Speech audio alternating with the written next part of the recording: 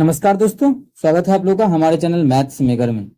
Daily की तरह आज भी लेके आए हैं सभी क्वेश्चन हमारा प्रीवियस ईयर है। जो भी रेलवे का एग्जाम हुआ है पिछले 10 सालों में, वो सभी का प्रीवियस ईयर जो भी रेलवे का एग्जाम हुआ हो, चाहे ग्रुप डी का हो, एनटीपीसी का हो, एएलपी का हो, किसी भी परीक्षाओं में जो भी हुआ है परीक्षा, वो सभी का प्रीवियस ईयर है।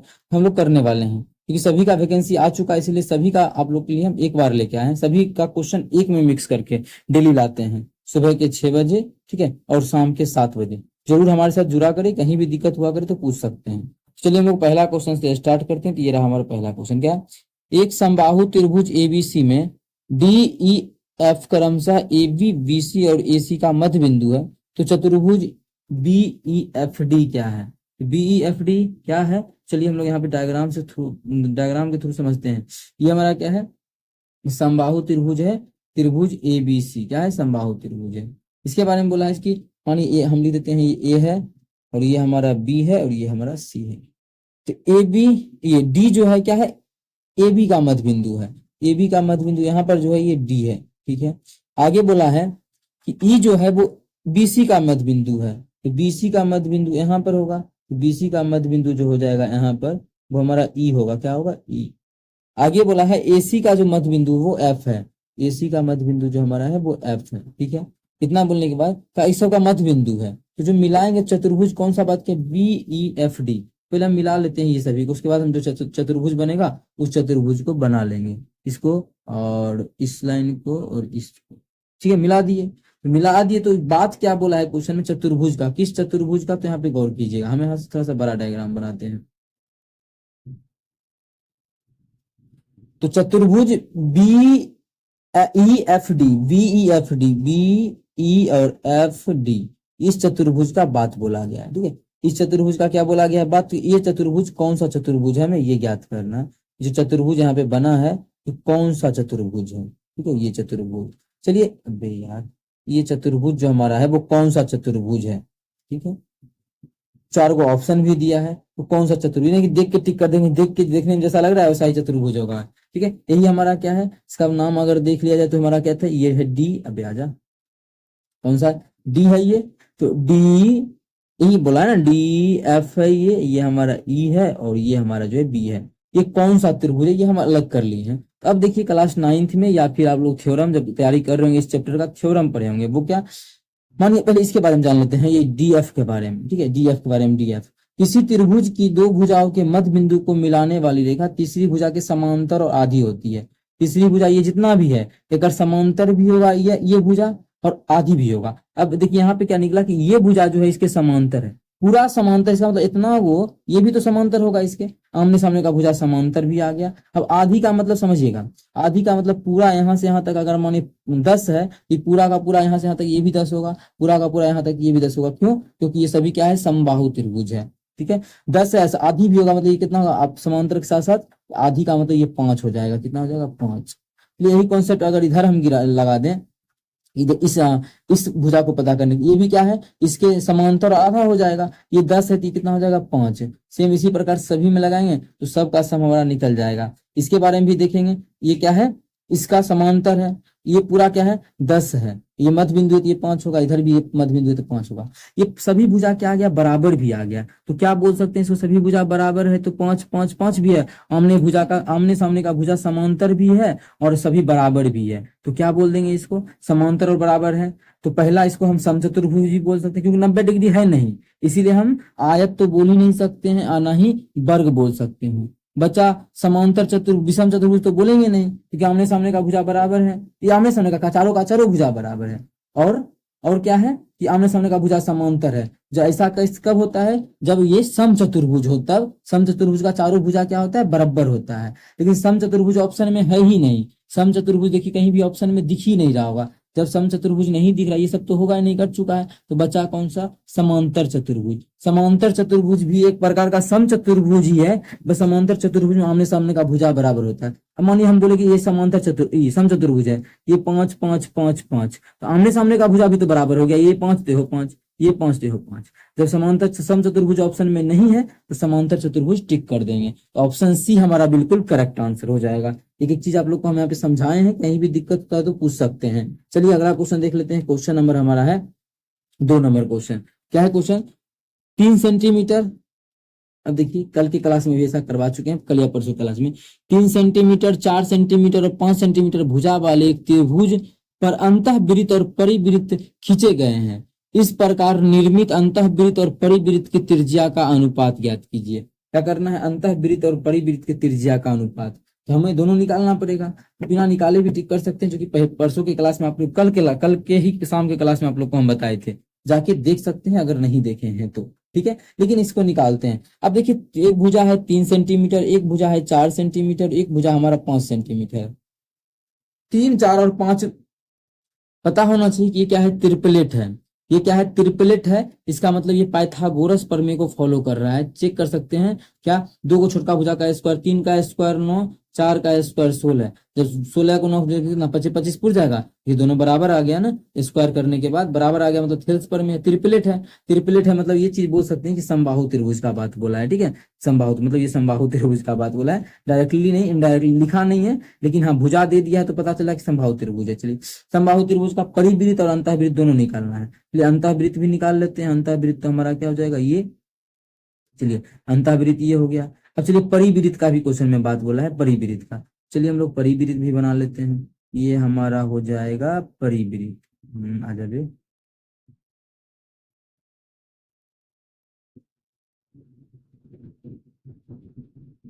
ठीक है, ये हमारा हो गया परिवृत्त। तो दोनों का दोनों हमारा हो गया अंतः, क्या हो गया?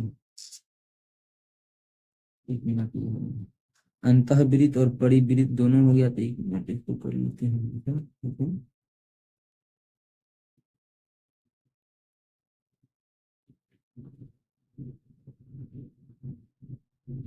अंतःवृत्त और बाह्य परिवृत्त बना लेते हैं। देखिए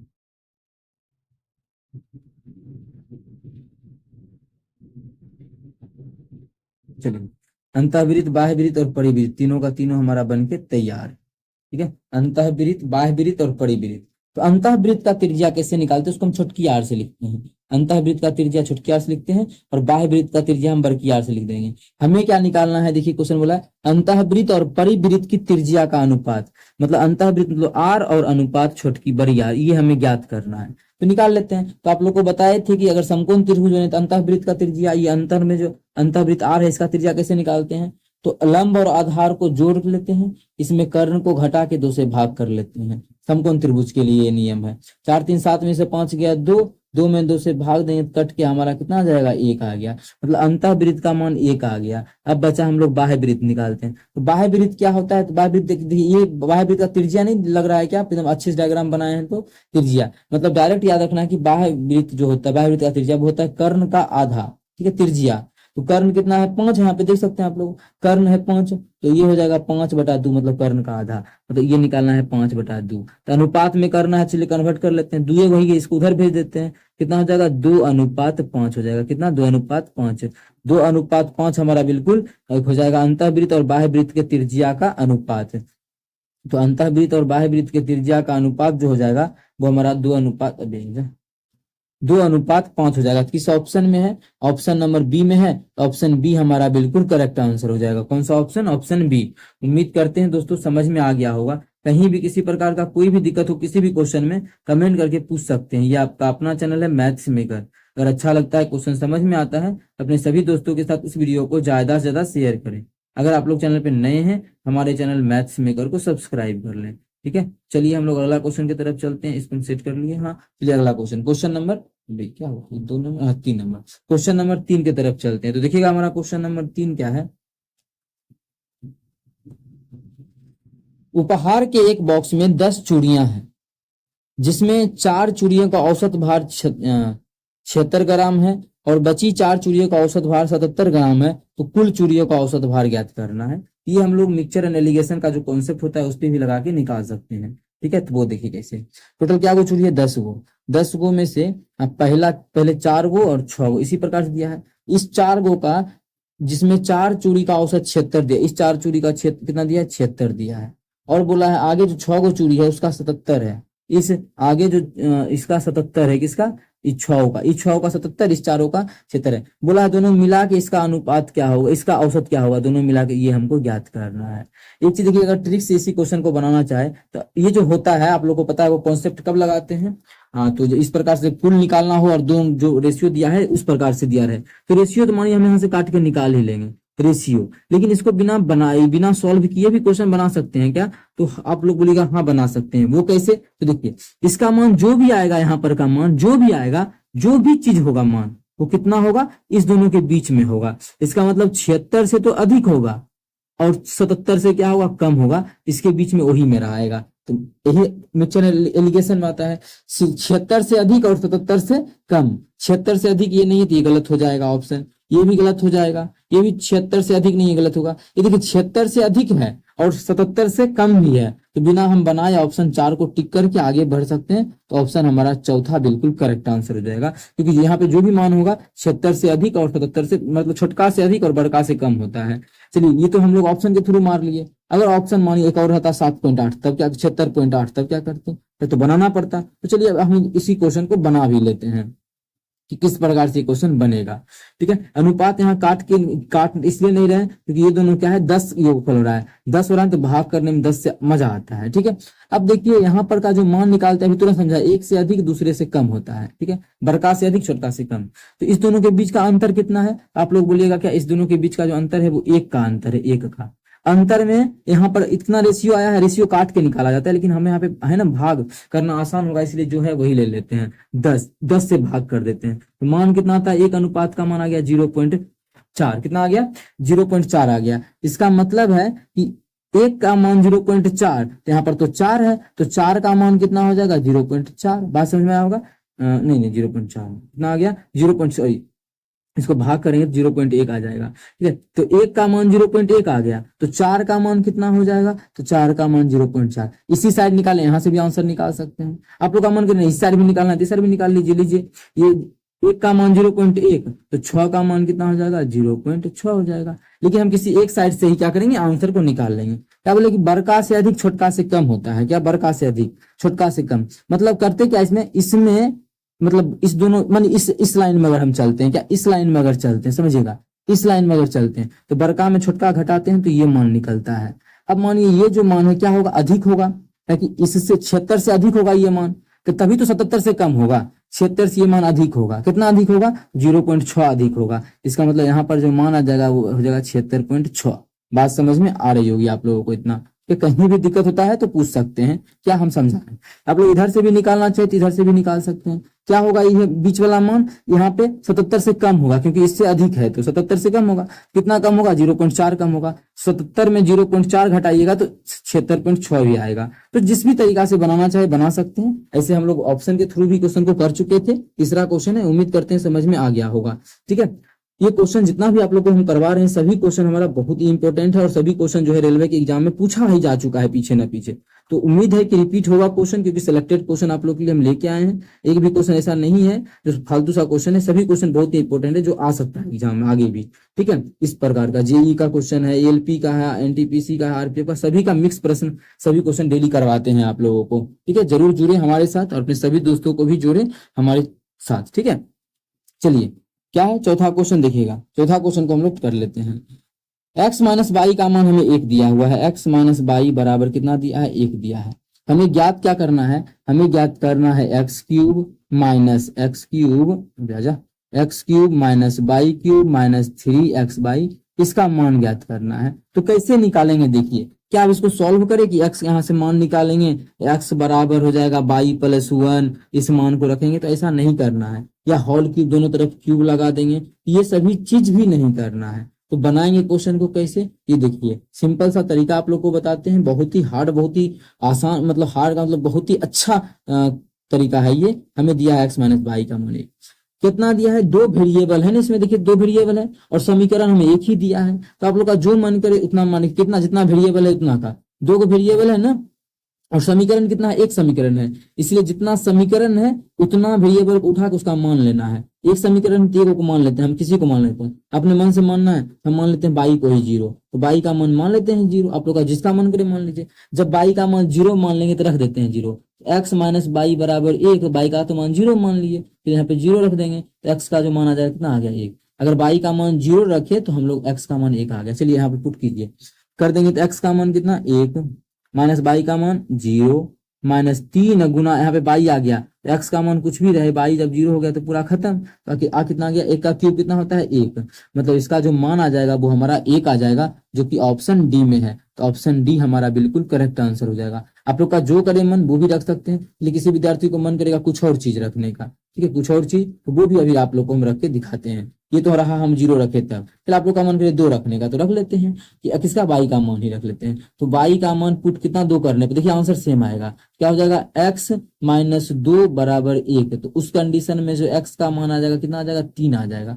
0 इसलिए रखते हैं कि मान जल्दी सॉल्व होता है। अब देखिए 3 का क्यूब करना पड़ेगा, 2 का क्यूब कितना मेहनत लगेगा, 3 का क्यूब करेंगे तो 3 का क्यूब माइनस 2 का क्यूब माइनस 3 गुना x का मान कितना है 3 गुना बाई का मान कितना है 2। लिख सॉल्व करते हैं, 3 का क्यूब 3 3 9 27 माइनस 8 माइनस 3 3 9 दूना 18। जब इसको सॉल्व करेंगे तो 27 माइनस 26, 27 में 26 का कितना आ गया 1 आ गया। इस कंडीशन से भी देखिए 1 ही आया, और 1 0 रखे फिर भी हमारा 1 ही आया। आप लोग जो मन करे 1000 2000 10,000 0 जितना मन करे उतना रखिए, आंसर 1 ही आए, जितना आना चाहिए उतना ही आएगा। इस प्रकार के क्वेश्चन में आप लोग निकाल सकते हैं। इस प्रकार से जब भी क्या हो ज्यादा वेरिएबल अधिक हो और इक्वेशन कम हो तो आप लोग मान सकते हैं। इसमें देखिए इक्वेशन क्या है, इक्वेशन जो हमारा 1 ही है, और वेरिएबल का बात करें एक्स और वाई वेरिएबल 2 है, तो जितना इक्वेशन है उतना को हम मान लिए। ठीक है, चलिए उम्मीद करते हैं समझ में आया होगा। बहुत ही बेहतरीन कॉन्सेप्ट बताए हैं इस क्वेश्चन को लेके। ठीक है, उम्मीद करते हैं समझ में आ गया होगा। एग्जाम में इस प्रकार का कोई भी क्वेश्चन आएगा तो आप लोग बना सकते हैं। चलिए अगला क्वेश्चन कर लेते हैं, क्वेश्चन नंबर 5। देखिएगा हमारा क्वेश्चन नंबर 5 क्या है, क्या बोला है, यदि 12 सेंटीमीटर आधार वाले एक त्रिभुज का क्षेत्रफल 12 सेंटीमीटर भुजा वाले वर्ग के क्षेत्रफल के बराबर है तो त्रिभुज की ऊंचाई ज्ञात कीजिए। क्या बोला, 12 सेंटीमीटर आधार वाला त्रिभुज, तो त्रिभुज का क्षेत्रफल क्या होता है 1/2 गुना आधार, आधार बोल दिया कि 12 सेंटीमीटर आधार वाला त्रिभुज है, तो आधार गुना ऊंचाई, ऊंचाई नहीं जानते, यही तो निकालना है। बराबर है किसके क्षेत्रफल के, बोला है बराबर, क्षेत्रफल के बराबर है किसके क्षेत्रफल के, तो बोला है कि त्रिभुज के क्षेत्रफल 12 सेंटीमीटर भुजा वाले क्षेत्र वर्ग के क्षेत्रफल के, तो वर्ग का क्षेत्रफल क्या होगा 12 का स्क्वायर। ठीक है, अब देखिए कुछ कटेगा क्या, तो 12 से ये स्क्वायर कट गया। अब ये यहाँ से आसान करते हैं, तो 12 का स्क्वायर इसको काटेंगे तो कितना हो जाएगा 6, तो h बराबर क्या हो जाएगा 12 का स्क्वायर को हम 12 गुना 12 लिख सकते हैं, 6 उधर गुना में इधर आके भाग में हो जाएगा, जब काटेंगे तो 2 हो जाएगा, मतलब ऊंचाई जो आ जाएगा 12 दूना 24 आ जाएगा। कितना आ जाएगा ऊंचाई 12 दूना 24, 24 हमारा क्वेश्चन में यही बोला था ऊंचाई कितना होगा इस त्रिभुज का, ऊंचाई जो हो जाएगा वो 24 हो जाएगा, ऑप्शन डी। तो ऑप्शन डी हमारा बिल्कुल करेक्ट आंसर हो जाएगा। कौन सा ऑप्शन, ऑप्शन डी। उम्मीद करते हैं दोस्तों समझ में आ गया होगा। कहीं भी किसी प्रकार का कोई भी दिक्कत हो किसी भी क्वेश्चन में कमेंट करके पूछ सकते हैं। या आपका अपना चैनल है मैथ्स मेकर, अगर अच्छा लगता है क्वेश्चन समझ में आता है तो अपने सभी दोस्तों के साथ इस वीडियो को ज्यादा से ज्यादा शेयर करें। चलिए अगला क्वेश्चन कर लेते हैं, क्वेश्चन नंबर 6। देखिएगा हमारा क्वेश्चन नंबर 6 क्या है, हामिद, कलीमेंट और गणेश के वेतन का अनुपात दिया हुआ। 3 गो लड़का है, कौन कौन है, हाँ हामिद है, कलीमेंट है और कौन है गणेश है। इस तीनों का जो वेतन है, आय है, मतलब वेतन बोल सकते हैं, इसका जो अनुपात दिया है इसके आय का वो 3:5:7 ये दिया हुआ है। ठीक है, और आगे बोला है यदि गणेश को हामिद से इतना रुपया अधिक मिला, गणेश को जो अधिक मिला है किसे, हामिद से, कितना 1893 रुपया अधिक मिला है, गणेश को मिला है हामिद से अधिक। अच्छा अनुपात में कितना अधिक मिला है यहाँ पे देख सकते हैं, अनुपात में हामिद को मिला है 3, गणेश को मिला है 7। ठीक है, गणेश को कितना अधिक मिला है 4 अधिक मिला है, कितना 4 अधिक मिला है, और एक्चुअल में कितना अधिक मिला है, एक्चुअल में जो अधिक मिला है वो 1893 अधिक मिला है, कितना 1893। ये हमारा 1893 तो कटेगा नहीं, पॉइंट में आ जाएगा, कोई ऑप्शन ही पॉइंट में नहीं है। मतलब है कि कुछ ना कुछ क्वेश्चन में हम, अच्छा क्वेश्चन हम यहाँ से टाइप किएगा, क्वेश्चन दिख नहीं रहा था, इसलिए क्वेश्चन जो एक्चुअल में था आप लोग के सामने यहाँ पे निकाल के हम यहाँ पे कर देख लेते हैं क्या होगा क्वेश्चन में। एक्चुअल में 892 कितना, देखिए क्वेश्चन में हमारा क्या था 892 है। चलिए हम यहाँ पे फिर से यहाँ पे लिख लेते हैं 892 हमारा क्वेश्चन में है, कितना 892 जो आप लोग के सामने हम निकाल भी लिए। हमारा यहाँ पे कितना है 892 है। चलिए इसको काटते हैं और 892 यहाँ पे हम लिख देते हैं 892। ठीक है, कितना है 892 है। उम्मीद करते हैं समझ में आया होगा। तो ये हमारा 1892 अधिक कितना है 892 अधिक है, और एक्चुअल में ये अनुपात में कितना अधिक निकला 4, तो बोल सकते हैं कि अनुपात में तो 4 अधिक है और एक्चुअल में 892 अधिक है, मतलब एक अनुपात का मान कितना आ जाएगा, एक अनुपात का मान बोलेंगे 4×8, 4×8, चार, 4×12 है, तो एक अनुपात का मान आ गया कितना, 227। इसका मतलब इधर एक अनुपात का मान 227, इसका मतलब 3 अनुपात का मान पूछता है, इधर गुना कर देते 3 से। तो पूछा है क्वेश्चन में क्या, कलीमेंट का वेतन, तो कलीमेंट का वेतन कितना अनुपात में है, 5 अनुपात में है, 5 अनुपात में है। एक अनुपात का मान 227, तो 5 अनुपात का मान क्या हो जाएगा, 227 में 5 से गुना कर देंगे। ठीक है, इसको गुना करेंगे तो कितना हो जाएगा, 5 या 15, 5 बाकी 1, 22, 25, 10, 111, 1115 हो जाएगा हमारा किसका, कलीमेंट का वेतन। तो जिसका भी वेतन बोले आप लोग आप निकाल सकते हैं। एक अनुपात का मान पता चल गया तो किसी का भी आप निकाल सकते हैं। उम्मीद करते हैं समझ में आ गया होगा। कहीं भी किसी प्रकार का कोई भी दिक्कत हो किसी भी क्वेश्चन में कमेंट करके पूछ सकते हैं। ये आपका अपना चैनल है मैथ्स मेकर। चलिए मिलेंगे नेक्स्ट वीडियो में। अगर अच्छा लगता है तो अपने सभी दोस्तों के साथ शेयर भी करें, जैसे आप जुड़े हैं अपने सभी दोस्तों को भी जोड़ें। ठीक है, मिलेंगे नेक्स्ट वीडियो में। Thank you.